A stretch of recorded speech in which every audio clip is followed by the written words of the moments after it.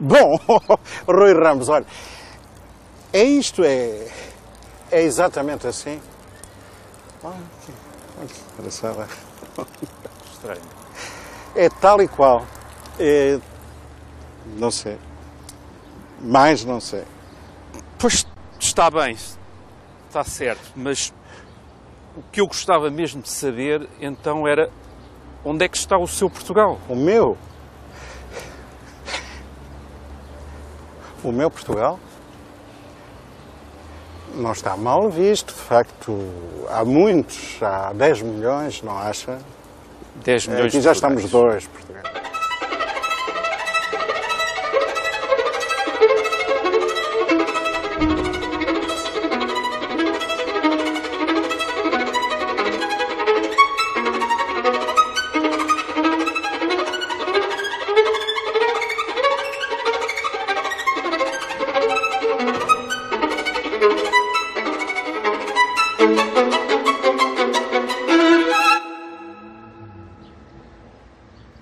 Eu tenho uma opinião,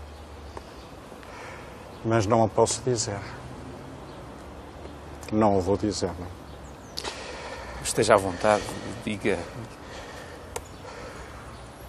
É muito radical e ofender toda a gente. Eu não quero ofender toda a gente, a direita, a esquerda, os velhos, os novos. Não. E até o Procurador-Geral da República, que certeza está a ouvir também. Não me quero arriscar. Eu gosto de correr riscos, mas até certo ponto. Tenho espírito de trapezista, mas já não tenho corpo de trapezista. Não. A minha opinião sobre esses 88 mil quilómetros quadrados... Não, é melhor não dizer. Falamos de outra coisa. Mas diga. Bem, eu insultado já fui muitas vezes. Quando fiz a arte de ser português, habituei-me. Sim, sou eu mesmo. Diga. Não admira. Não admira que... Encontra-me hoje aqui por acaso, claro. Não admira, não estou aqui. Eu não sou funcionário da televisão. Não sou. Sou aquilo que se chama colaborador livre. Nunca aqui estou. Pois. Viu? Mas diga... Mas porquê é que não desligou o aparelho? O aparelho tem um botão para isso mesmo. Podia... Quanto custa? Não sei, não lhe posso dizer exatamente. Não exatamente. Posso lhe garantir que é um dos programas mais baratos da televisão. Não me parece, mas é. Mais barato só do Dr. Saraiva. Se o senhor... Pergunta à administração, talvez a administração lhe possa dizer. Sim, talvez. Marxista? Depende do que o senhor... O que é que o senhor entende? Pedreiro livre. Isso é bonito, agrada-me. Pedreiro livre é marxista, sim. Não, por favor, não. Isso é um insulto.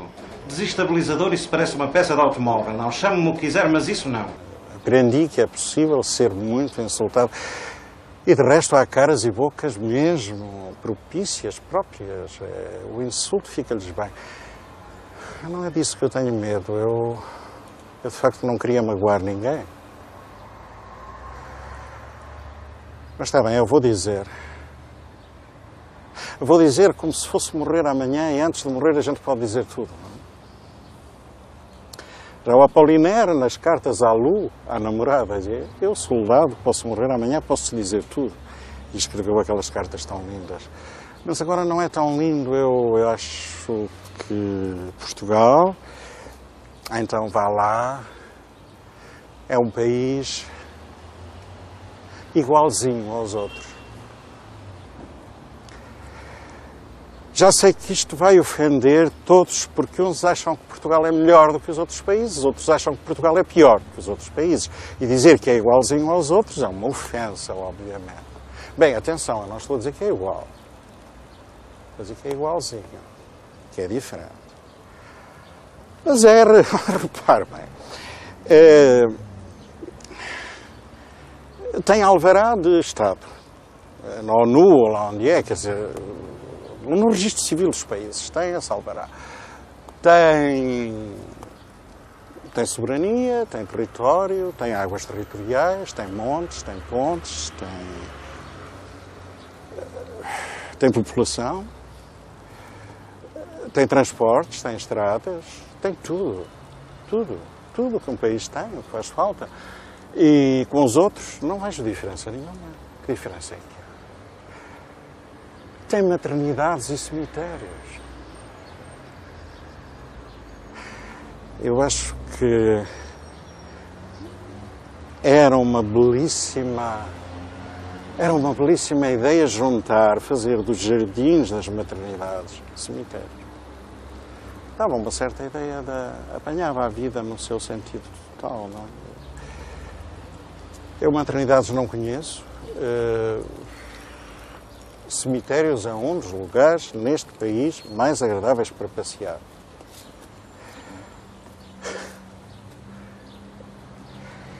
São os únicos lugares limpos. São muito sossegados. São serenos. Não têm aquela coisa que a outros portugueses incomoda tanto, de namorados a beijarem-se. Isso é uma das coisas que incomoda a maioria dos portugueses. É o afeto e o beijo, principalmente, se for intenso. Não tem. E tem um aroma daquelas flores que as viúvas levam às campas dos defuntos. Claro, não são só as viúvas, mas, enfim, no caso das viúvas é muito especial. São flores escolhidas a dedo. Pois é igualzinho aos outros. A diferença está em que uns acham que é melhor e outros acham que é pior. Os que acham que é melhor têm a necessidade, são talvez medianos, eu não sei bem, mas imagino que sejam medianos e que precisem absolutamente de se distinguir. E então distinguem-se projetando-se no país. E querem que o país seja o primeiro, seja o melhor. O país tem de ser o primeiro. A árvore de Natal maior da Europa, a fruta. Nós temos a fruta melhor do mundo. Isto diz quem come maçãs, mas não planta macieiras. Nós. Assim como diz nós, há cerca do século XV, XVI, XVII, XVIII, XIX, XX. Está projetado. Nós temos a praia com mais iodo em todo o mundo, que é o Magoito. Não sei se sabia. E nós temos o campeão do mundo de pesca à anchova. Bom, e até a douta Faculdade de Direito da Universidade de Lisboa ensinava até há alguns anos, eu não ando lá sempre a cheirar, não sei se continua a ensinar, que Portugal foi o primeiro país do mundo a abolir a pena de morte.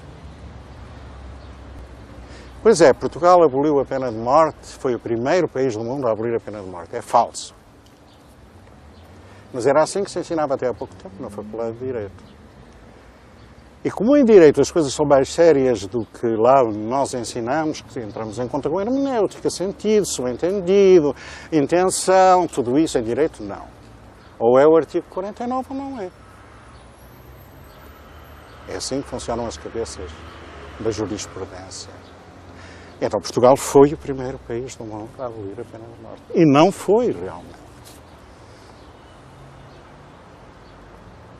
Eu não vou dizer quem foi, que é para permitir a pesquisa, porque é uma atitude didática, mais a pesquisa para tentar desmascarar-me e dizer ele está a mentir. Porque se eu dissesse aqui que foi a Suécia, já ninguém ia fazer pesquisa.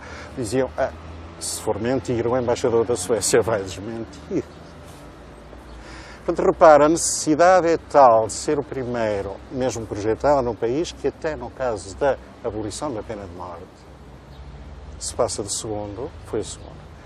É uma distância grande, mas foi o segundo. Se passa de segundo para o primeiro, porque só assim é que fica satisfeito o ego deste Portugal. Que também pode ficar satisfeito por ser o último numa série de coisas. Nunca o segundo. Nunca o terceiro, nunca esses lugares anónimos. É que o último é assimétrico, o último é nomeado E o último, então, especialmente para aqueles que acham que Portugal é pior, vem representar em exponencialidade toda a sua perspectiva. O país é o pior, é o último. Por exemplo, o prazer com que esses dizem o país está na cauda da Europa. Cauda, como se fosse ópera. Claro que em casa devem dizer no rabo da Europa, porque ninguém diz que pisou a cauda do gato, acho eu. Nem se pede no restaurante uma posta de bacalhau da cauda, não é costume. Não é? Portugal está no rabo da Europa. Com Camões estava na cabeça da Europa. Para o Fernando Pessoa ainda eram uns olhinhos a espreitar. Agora está no rabo da Europa, mas que alegria que isso dá. Ou aqui há uns anos, lembra-se há uns anos, havia uns autocolantes dos automóveis, e os autocolantes são sempre motivos de orgulho, não é? O orgulho sportinguista, o orgulho benfiquista, o orgulho paterno, o bebê a bordo. E havia uns que diziam, eu gasto a gasolina mais cara da Europa ou do mundo, com um prazer muito grande. Lisboa é a cidade mais poluída da Europa. Isto é qualquer coisa. Significa que tem muitos automóveis. Estamos a conversar sobre um país onde faz parte do meu Portugal reparar que qualquer pessoa que é incomodada ou que se sente incomodada, seja no trânsito por um outro carro que quase o abalroa, ou seja numa repartição, onde não é muito bem tratado, não diz depois que este tipo, qualquer coisa, diz estes tipos. Ora, estes tipos só se pode referir ao resto da nação. Quer dizer, eu vejo 100 mil portugueses, dos quais cada um está em confronto com os outros. 100 mil não, 10 milhões. Eu troco sempre os zeros, são zeros.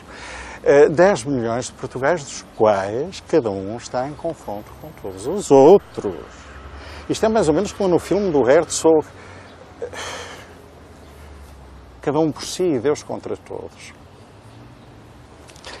É um pouco isso, porque cada um acha, quando é mediano e está convencido de que é mediano, aliás, é a mesma coisa, estar convencido ou ser... está convencido acha que projetando-se no país e sendo o país o primeiro, ele partilha dessa primazia também. E, naturalmente, dá muito jeito considerar que é um país inferior e é um país com problemas e é um país que está em último lugar, está na cauda, para poder dizer, no caso de se considerar um gênio ou de ser um gênio, que é a mesma coisa. O Erasmo dizia, no Elogio da Loucura, dizia isso, tanto faz um homem ter a mulher mais bonita do mundo, como ter um estafermo e estar convencido que é a mulher mais bonita do mundo. Mas se ele está convencido, é. Se ele está convencido que é um gênio, ou é, lá fora. Lá fora. Se eu estivesse lá fora, eu não faço nada aqui por causa desta burocracia, destes empecilhos, desta corrupção.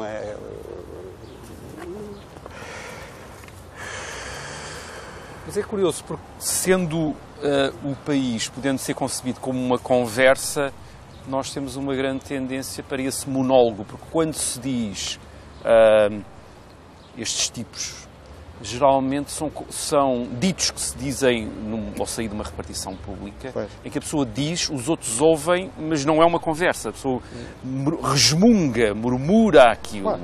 E portanto há esse... está ali o país e eu estou de fora. Mais ou menos qualquer coisa assim, porque isso muitas vezes é dito para alguém que está a acompanhar. Portanto, é uma forma íntima de se colocar à parte. Uma ilha. Aqui está uma ilha e fora está o resto. Está o resto que não é uma ilha, não é? É um mar, talvez. Os peixes ou outra coisa qualquer. Um mar salgado. E é incómodo, funciona mal, é corrupto. Essas coisas todas. Corrupto como no Brasil. No Brasil? Sem o P. Pois. Está bom. O Rui Ramos, é claro, naturalmente, como toda a gente, lê o P. é outra percepção. Mas em democracia é óptimo que haja diferença.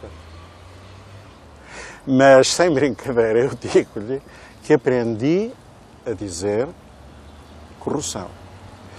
É certo que o significado era um bocadinho diferente, mas aprendi. O meu pai dizia, a minha mãe dizia, o homem do talho dizia, o barbeiro dizia, os professores diziam. Nunca ouvi o P antes de ter saído de Portugal em 1960. Só quando voltei, veja o que fizeram nas minhas costas. Fizeram um P. Fizeram um P, por exemplo. Onde é que veio esse P? Investigou isso? Investiguei porque sabe que Camões já não dizia, porque as primeiras edições já não têm o P. Portanto, houve uma restituição que só pode ter sido do francês e do inglês, uma vez que se perdeu o uso da palavra. Sabe, havia, para aquilo que hoje se chama corrupção, havia dois termos e faz muita falta que haja dois e que se distinga, que eram a gratificação e o suborno. São duas coisas diferentes, que agora estão todas unidas. E corrupção dizia respeito à deterioração ou mesmo à decomposição da carne, daí a incorruptibilidade do corpo de alguns santos, ou a correção de costumes. Portanto, houve de facto uma mudança de sentido. E alguém foi buscar ao francês corruption ou ao inglês corruption e trouxe naturalmente o P. E agora, neste momento, ele está cá instalado no país. Poderemos então dizer que a própria corrupção se corrompeu? É verdade, se calhar a própria corrupção corrompeu-se porque essa outra, não o suborno, não os cambalachos, mas a gratificação é simplesmente um gesto humano, como um beijo, mas sabe que como os portugueses são tão pouco dados a afetos, se um par de namorados está a beijar-se, aqui não está nenhum, se um par de namorados está a beijar-se, quem passa, olha e fica com aquele ar de quem diz vou ou não vou fazer queixa. O que em Portugal falta, em relação aos outros, e depois sobram outras coisas, é o afeto. Sabe que eu passo muitas vezes por uma escola à hora do fecho da escola. Estão os pais, as mães, as tias, as avós, à espera dos meninos e das meninas. E é raro, é muito raro algum dar um beijo à criança. E quando dão, não é um beijo, é um beijinho. Ou seja, um beijinho em português significa encostar uma parte da cara à outra parte da cara. É isso que significa beijinho. Quando noutros países da Europa os pais beijam os filhos na boca, naturalmente não passa bem o encosto dos lábios, não é? As línguas não entram no assunto. Isso já é erótico. É até muito tarde. Às vezes, mesmo até muito tarde. Então há um receio do afeto, há um medo do afeto, há pouca vontade de ter afeto. E essa falta de afeto reflete-se em tudo. Reflete-se no gosto pela delação, pela inquisição, reflete-se no mal-estar que paira um pouco e reflete-se, sobretudo, naquela incapacidade que os portugueses têm, na falta de sentido trágico ou cómico, a sério. Porque isso são dois afetos levados aos expoentes. Mas não tem. Quer dizer, o último momento, talvez, relativamente trágico neste nosso país foi no terremoto. Daí nasceu um Deus, que é a cidade de Lisboa, a Baixa. Os deuses só nascem em momentos graves, de sobressaltos graves e de massacres. Depois disso, as invasões francesas, o rei pisgou-se para o Brasil. Isso passou a ser moda. Depois do 25 de Abril, a mesma coisa. Não nascem deuses disso. De resto, basta seguir com atenção o que se passa nos teatros e nos cinemas em momentos tragicómicos, onde a tragédia é de facto forte. E ver o riso grandiloquente do público para perceber que não há sentido trágico. O ultimato, muitos garganteamentos ou garganteações ou gargarejos E quando o Bordalo Pinheiro fez um escarrador com o John Bull, que é o Zé Povinho inglês, em baixo, o governo inglês intimou o governo português a desfazer-se daquilo. E o governo português obedeceu, não sei se de joelhos. Não há sentido, não há força, afeto aqui, seria um afeto nacional.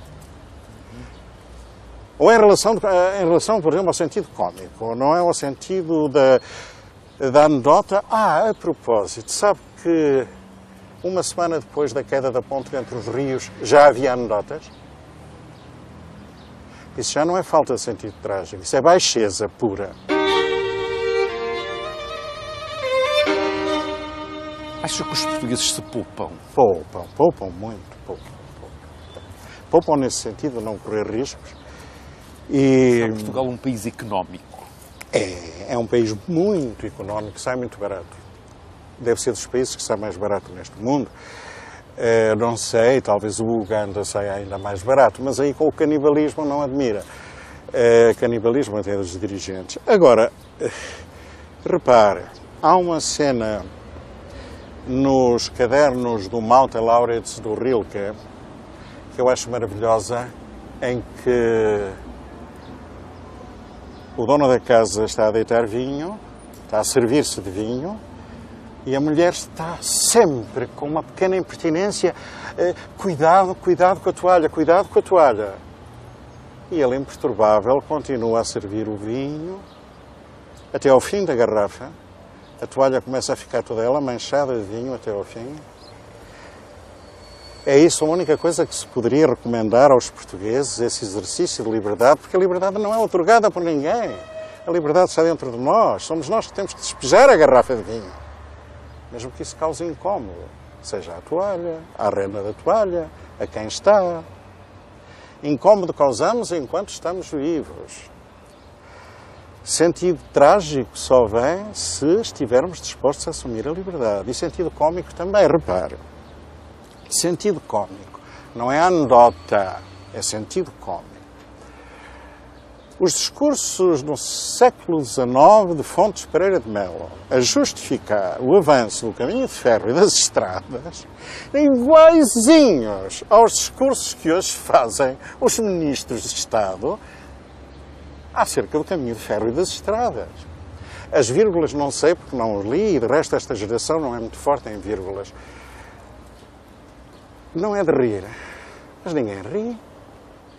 Nem mesmo aquele que transcreve Fontes Pereira de Melo também não ri. Não tem capacidade de rir. Não tem sentido nem trágico nem cómico.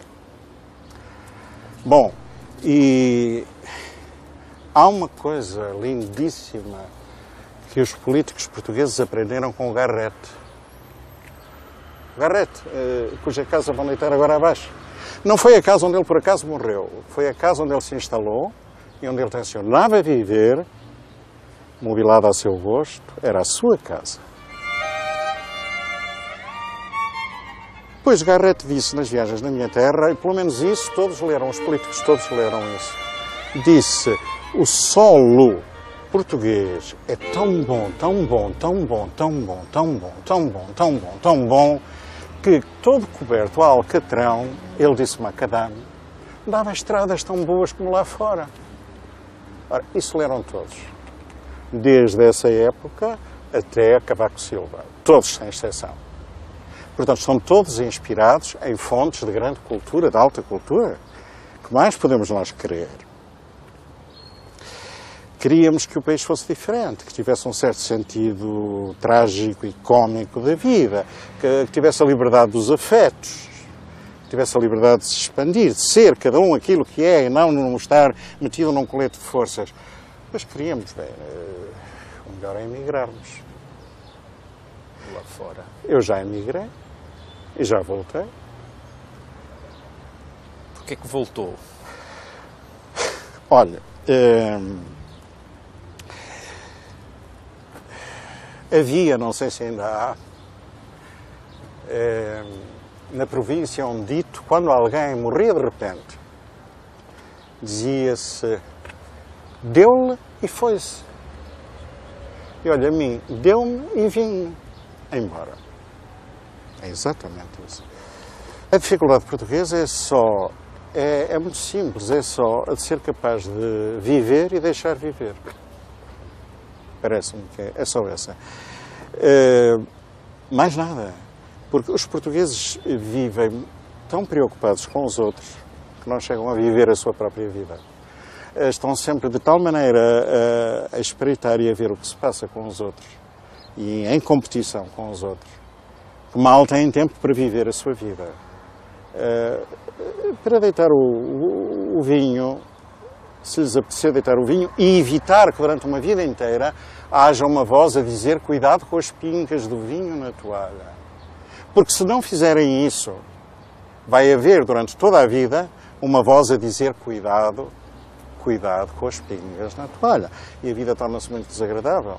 É só isso. Quer dizer, os portugueses não vivem porque estão muito preocupados com os outros e muito preocupados com o aspecto, com a aparência, com a fachada, com o que se diz, com o que se pensa, com o medo do ridículo e depois também, com tudo isso, não deixam viver. A única coisa que se poderia dizer a um português é viva e deixe viver, é mesmo a única coisa, tanto faz ser o primeiro-ministro como o último ministro, ou o último porteiro ou o primeiro porteiro. Viva e deixe viver. Faça a sua ocupação, mas de resto viva e deixe viver. Aprenda isso, que é uma coisa que não se ensina em criança. Eu lembro-me em criança de ouvir dizer em casa, cuidado, não fales muito alto, não grites, olha os vizinhos. E suponho que isto se passa e se continua a passar em muitas centenas de milhares de casas. Ou seja, é uma educação para a contenção, para a tal amarra dos afetos. E os afetos vão até ao limite da paixão, e da paixão que é o ódio, ou a paixão amorosa, ou a paixão do ódio. E a guerra foi o excesso levado até a um ponto limite, ou melhor,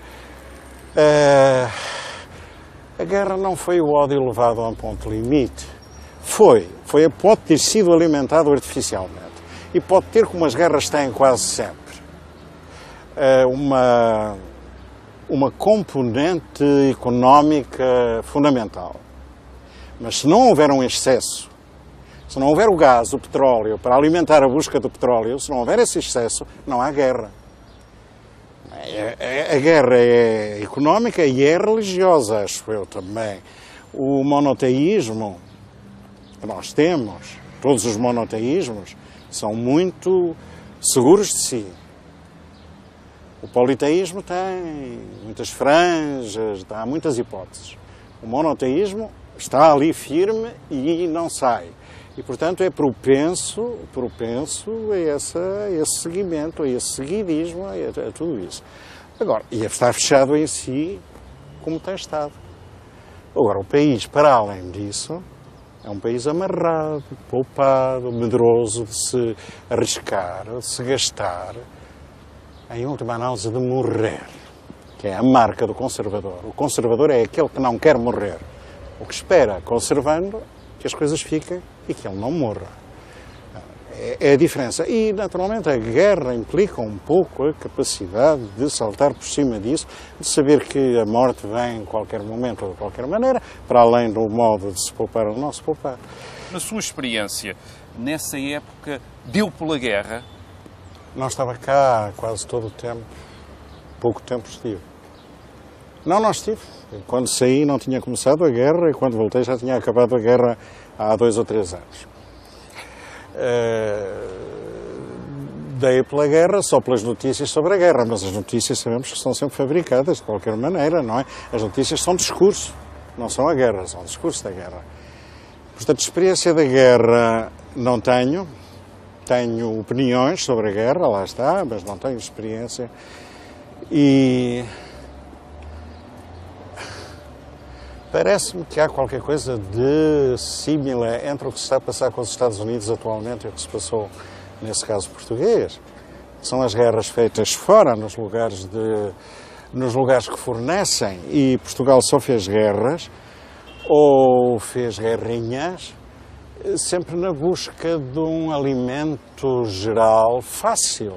Ora, vejamos, durante séculos foi o ouro do Brasil, Não, antes do ouro do Brasil foi o tráfico de escravos da África para o Brasil, depois foi o ouro do Brasil. Depois, quando o Brasil se tornou independente, foram os imigrantes, os portugueses, os brasileiros, que foram para lá, não é? Depois foram as colónias em África, e depois foi a Europa, depois foram as privatizações. Mas as privatizações também acabam. E agora não sei se não será a corrupção, se não será o P que tem lá o P de Portugal, o P de corrupção, o P de país, que tem o segredo todo. É uma maneira de chegar a um bem-estar limitado. Nós somos pobres, mas de boa vontade, sem guerra, sem grande esforço. É arranjar. Assim, por tudo isso são arranjos. As privatizações, a Europa, o resto tudo, porque a Europa manda dinheiro, esse dinheiro desaparece, esse dinheiro não funciona, não altera, como as privatizações não alteram, portanto, é preciso ir encontrando sempre, assim, um modo que não seja muito, que não caustique demasiado a ideia daquele mínimo bem-estar, do bem-estar do pobre, do bem-estar cristão.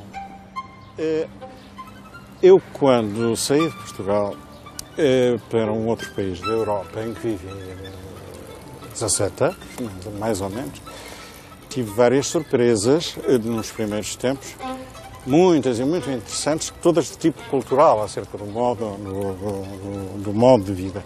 A primeira, uma das primeiras, não a primeira, mas uma das primeiras, foi a naturalidade, a facilidade, o óbvio com que os colegas se convidavam mutuamente para casa uns dos outros, não para comer, porque em Portugal o comer é sempre o principal.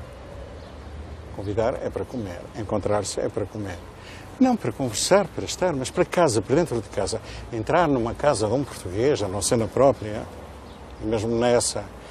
Eu suponho que há muita gente que foge à própria casa e que vai para o café porque a casa é pouco confortável. As casas não são confortáveis, não estão feitas para viver, estão feitas para dormir lá, passar a noite. E entrar na casa de um português é das coisas mais difíceis, é entrar num santuário. É um lugar cheio de intimidades, de segredos, de espaços que não podem ser revelados. É o tal aspecto pequeno e fechado. Mas depois há aquele hábito português que é quando se convida alguém, mostra-se a casa. Mostrar a casa. O que é que isso... O que é mostrar? Convida-se alguém e mostra-se a casa. O que é que nós queremos mostrar? Bom, quando se convida alguém, se mostra a casa, preparou-se a casa, limpou-se a casa, fez-se, como diz o Rilke num livro qualquer, aqueles fidalgos arruinados que têm só um jarrão e que quando convidam alguém andam com um jarrão de uma sala para outra, não é? Ainda em relação ao excesso. Vejamos, será que se pode dizer que Alcácer Quibir foi um excesso? Se foi, não sei se foi um excesso ou se foi um capricho, uma circunstancialidade. E até a descrição das vésperas da batalha, antes de partirem, com metade do exército eram de mercenários vindos da Europa toda, não é? Quer dizer, tira-nos toda a ilusão acerca da dimensão que pudesse ter. Eu, indo até ao começo eu vejo o excesso talvez em Dom Pedro e Inês. Haverá aí um excesso. Bem, mas isso era banalíssimo nas cortes europeias, era trivial, era quase todas as semanas. Vamos à Inglaterra, ao Henrique VIII, vamos a outros, não é? Onde é que estará o excesso? Desde o princípio, dá a ideia de que o próprio fundador da nacionalidade pôs termo a qualquer excesso também. Não foi ele que foi excessivo.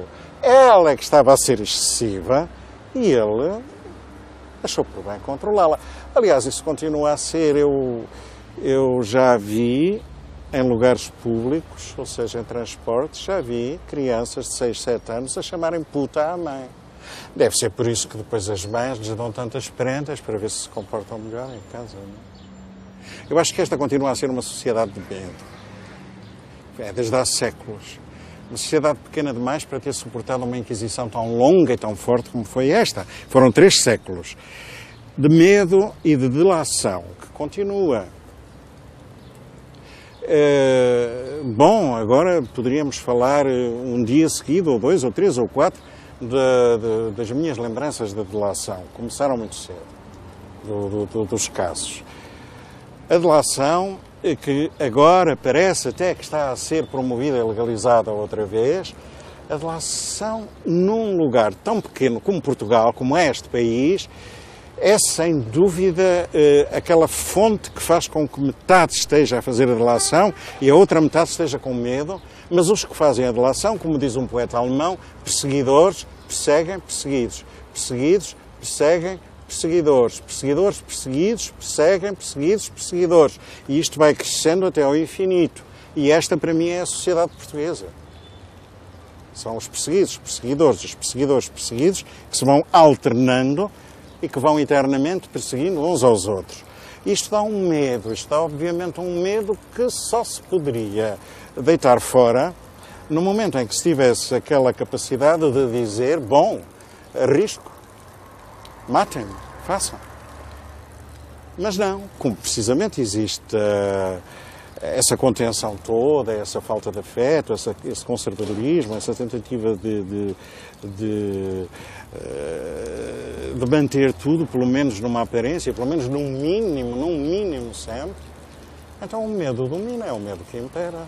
E esta continua a ser talvez a sociedade do medo. De uma ou de outra maneira. É uma sociedade do medo, uma sociedade marcada por isso. É um medo exacerbado do pecado, acho eu, do prazer. O desejo, o prazer, dado por corpos, dado por um corpo ou outro, levanta sempre a questão de saber até que ponto, em que momento, é que esse prazer é um prazer só do corpo, já não há espírito, isso é pecaminoso. Essa é uma das grandes obsessões desta poesia toda petrarquista, não tanto, não, da maneira como ela foi transformada, e da poesia portuguesa, no momento em que já não se consegue encontrar o espírito no corpo, e se o corpo for muito belo é difícil encontrá-lo, é difícil considerar que aquela beleza é espírito, que o espírito é precisamente aquela beleza, então fica o pavor do corpo. Porque se o corpo não for belo, então digamos que o que é belo é o espírito. Isso dá um jeito enorme.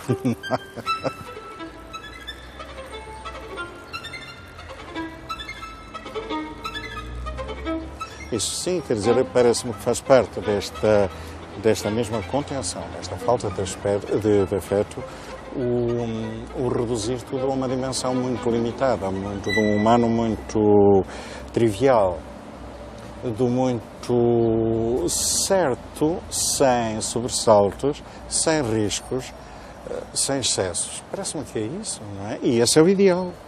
Acha que não é? Acha que há uma fatura que se pagou por isso, por exemplo, em termos de artes, letras? Claro, em termos de artes e de letras, pagou-se uma fatura de ter uma aristocracia buçal, totalmente buçal, ignorante, que foi, e que se interessou sempre por touros, talvez, e por cavalos, mas não por arte. Touros em que não se matava ao touro. Touros em que não se matava ao touro, pois claro, é evidente. Lá está o fazer de conta, lá está o aspecto, vai tudo ter sempre andar de volta. Isto não chega a ser um labirinto. Eu acho que há culturas, há países onde a história é um labirinto. A mim parece-me, por exemplo, na Alemanha há de facto um labirinto. É um labirinto. E aí parece-me também, por exemplo, para ter seguido Hitler, é preciso ter... Muitas vezes fala-se na obediência, só na obediência, talvez, na disciplina, talvez, mas é preciso ter uma capacidade de excesso para chegar lá. Portanto, o excesso tanto pode dar para aí como pode dar depois para a arte. Mas a arte também é um excesso. Ou será que a arte não é um excesso? A arte não é comedida. A arte é um excesso, tal como a guerra. Portanto, há excessos. Há aquilo que sai fora da vida trivial. E há aquilo que está dentro da vida trivial. E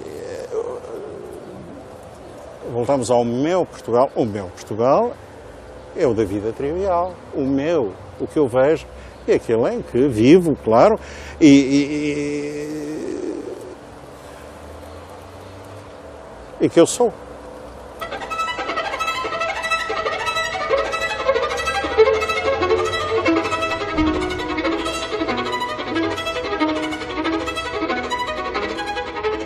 Não vi, não. Não vejo televisão, não tenho aparelho, não vejo. Quando tenho que fazer, tenho que fazer. É quando não tenho que fazer, tenho mais que fazer que estar a ver televisão. Não. Ameaçaram-no pelo telefone. Ameaçaram-no de morte pelo telefone. A esquerda ameaçou-o de morte pelo telefone. E matou. Não. A esquerda nunca cumpre.